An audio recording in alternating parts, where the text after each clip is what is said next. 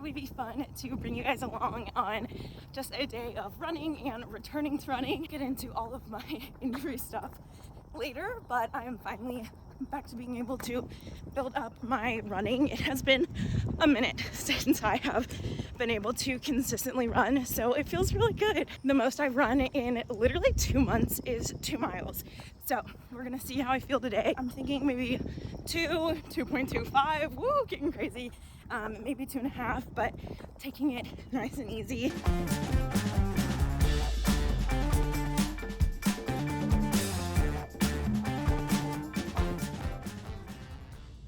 1 mile in, I'm running at about a 12-minute mile pace. Really just trying to take these runs nice and easy, as like I said, I haven't consistently run in such a long time, and sometimes I have a tendency just to like ramp up my mileage because endurance wise I feel good, but clearly that hasn't worked out for me in the past, so we're working to change that.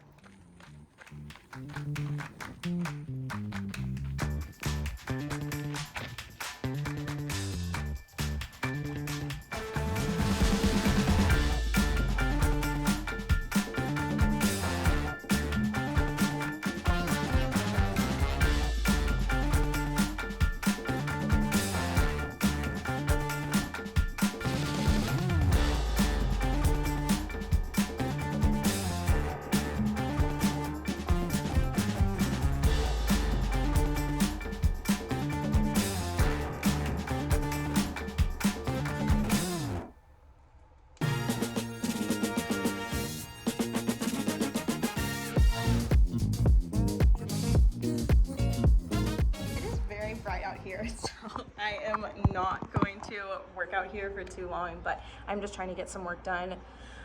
This morning I'm meeting up with a friend like early lunch just to go on a walk. I haven't seen her in a long time, so I am outside just trying to crank out some work. I usually go in like a separate room or like the common area in the apartment and get work done there, but it's like, it's not that far away, but it's on like the opposite side of the apartment complex, and I have some stuff done that I need to get done like this morning, like in the next 30 minutes. So I was like, I'm just gonna sit out here, although I don't know how long I'm gonna last. I'm quite literally still sweating. I'm gonna get my work done, like I said, and I'll probably catch up with y'all around lunchtime.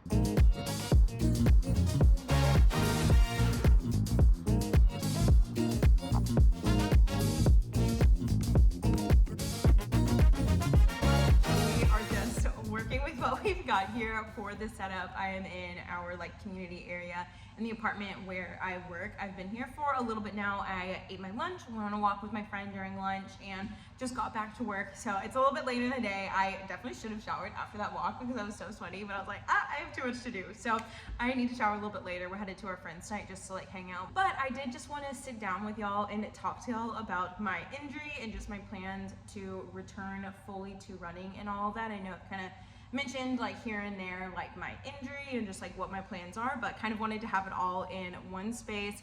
So we need to rewind a little bit because it's been a minute since I've like done a vlog here, and honestly there's just been like a lot happening, I feel like, within like running for me in the past 6 months. So at the end of last year, I had been freelancing for several years and ended up getting a full-time job, and right at the time of starting that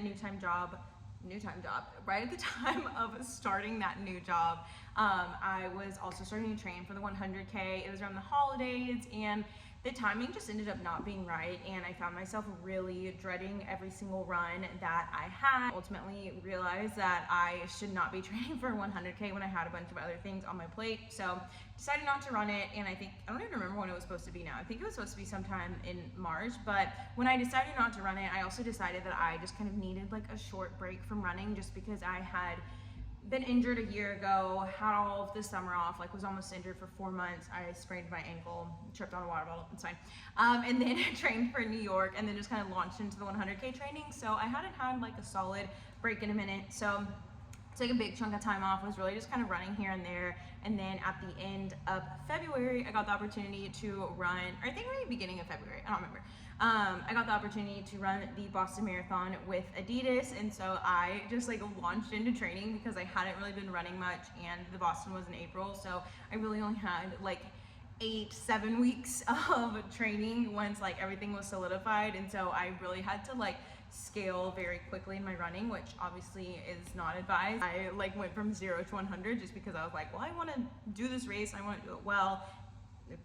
Spoiler, it did not go well. So kind of noticed my foot hurting at the beginning of March, and it just like ignored it. I was like, whatever, like we took a trip to Disney and wore different shoes, and I think it just like bothered my foot, so like didn't pay that much attention to it, and I definitely should have.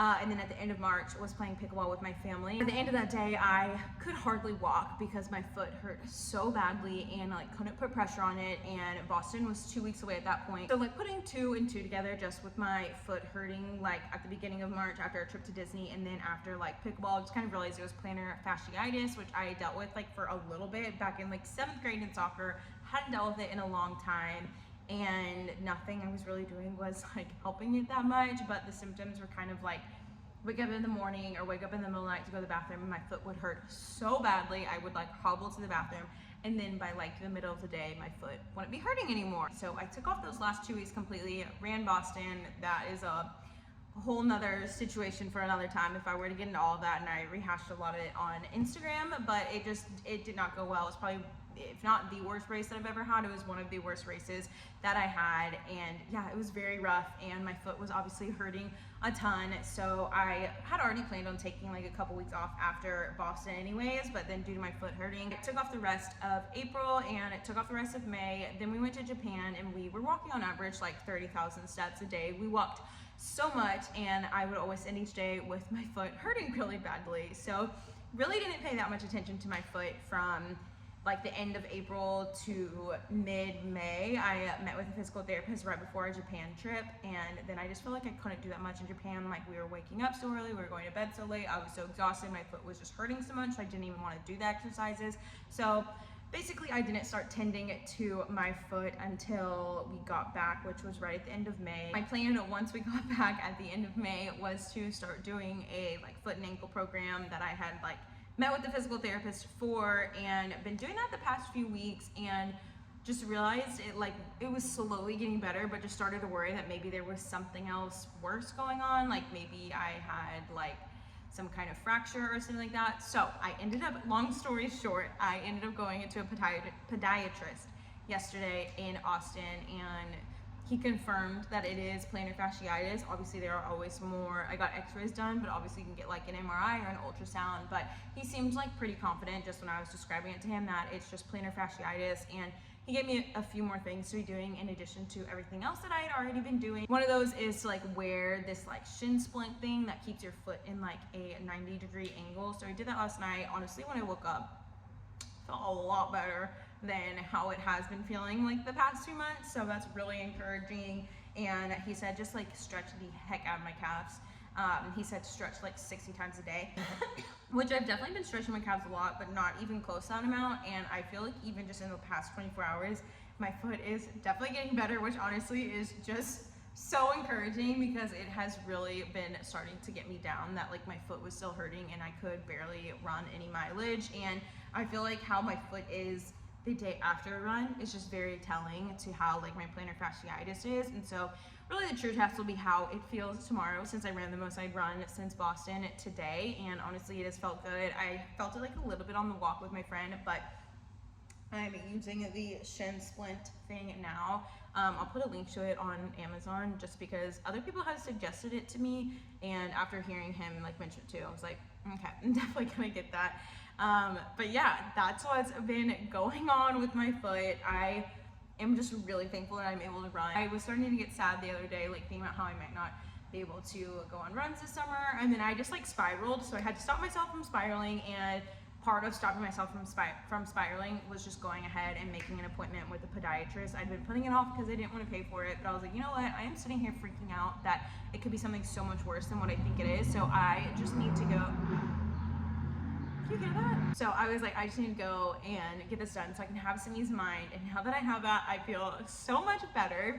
So now that hopefully, he said within like 2 weeks I should be really seeing some improvement, which just makes me feel so hopeful. So in 2 weeks I am starting with a run coach, which I am so excited for. I'm a little bit nervous too, but decided to get one just for various reasons, as I'm planning to train for a 100-mile race. It's been a minute since I have felt good about a training block, and just because the distance of like 100 miles is something that is daunting. Like, I feel very good about being able to do it and being able to run it, but just with something that like big, I really wanted the support of a coach. So I'm starting with the coach soon, and I'm just super excited to be getting back into running soon. So those are kind of the running updates and like what my situation is. I feel like, long story short, got plantar fasciitis, wasn't able to really tend to it until we got back from Japan, and now that I've been able to focus on it, I'm on the up and up, and I am gonna be back to all my regular runs soon, and I just can't wait.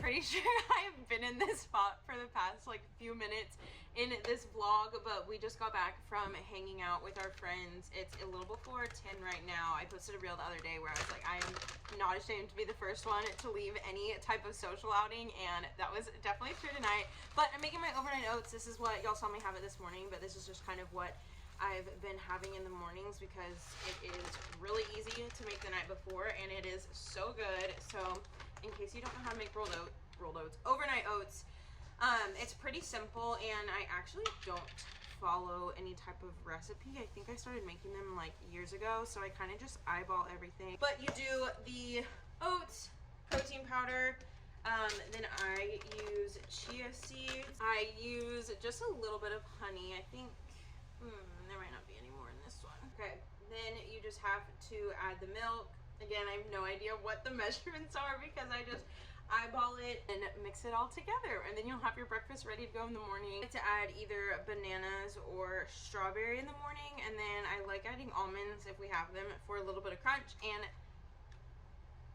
then peanut butter as well. But like I said, there are a lot of different ways to make it. However, I definitely recommend, because if you're on top of your meal prepping, unlike me, you can prep all these at the beginning of the week so you don't even have to worry about it. There we have it. I'm gonna call it a day there. I need to still do some like foot stretches and whatnot, but our apartment is a mess and Dom's already in bed, and I just do not want to deal with the hassle of filming that. But I think I mentioned it earlier that the doctor said I should be stretching my calf like a lot more.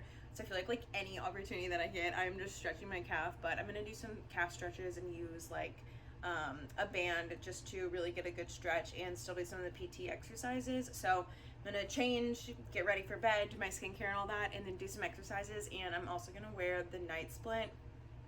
Last night was my first night with it, and I feel like I really couldn't sleep that great with it on, so I ended up taking it off like probably halfway through the night. I swear I didn't even sleep before that, but I'm gonna try again tonight just because it would be great to get like 8 hours of uninterrupted time of me wearing that. So gonna see how that goes. I'll do the best I can, but we'll see how I feel tomorrow. I don't know what to expect just because I ran the most I'd run in such a long time, and then I also went on that walk with my friend, so I'm a little bit nervous about how it's gonna feel, but also hopeful too because I stretched a lot. So we'll see how it feels. But anyways, I've hopefully got a lot more exciting like running vlogs and updates to come just as I continue to heal from this injury. Plantar fasciitis is honestly just such an annoying injury because I feel like it takes so long to heal, and it's one of those things where you're like, oh, why won't it just go away? So if you're struggling with it, I totally understand your pain and understand the frustration that comes with it, but we are in this together, and I just so appreciate you watching, and I'll see you next time.